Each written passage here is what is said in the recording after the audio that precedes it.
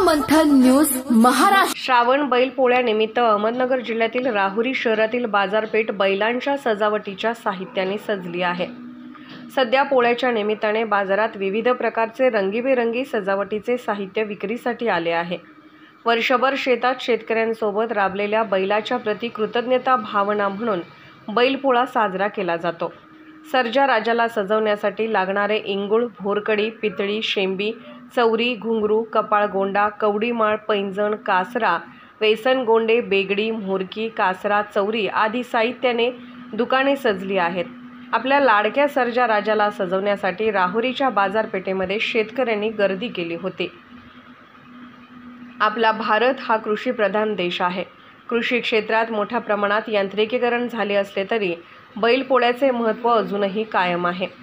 बैलपोळ्याच्या सणाच्या पार्श्वभूमीवर बैलांच्या सजावटीच्या साहित्याने बाजार फुलला आहे। राहुरी शहरातील बाजारपेठेत देखील विविध प्रकारचे रंगीबेरंगी सजावटीचे साहित्य विक्रीसाठी दाखल झाले आहे।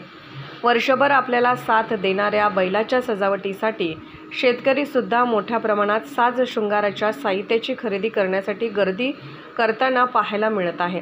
दरम्यान यावर्षी काही अंशी समाधानकारक पाऊस पडल्याने बळीराजा आनंदित आहे।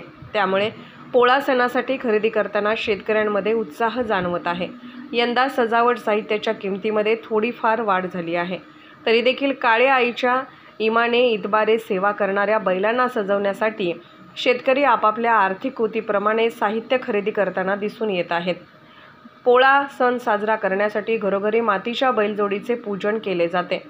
या मातीच्या बैलजोडीला मोठी मागणी असून आकाराप्रमाणे 100 ते 200 रुपये किंमत आहे, अशी माहिती मातीचे बैल विक्री करणाऱ्या व्यावसायिकांनी दिली आहे।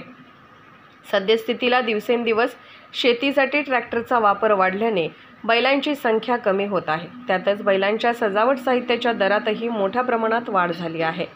सर्व मंथन न्यूज महाराष्ट्र, राहुरी, अहमदनगर।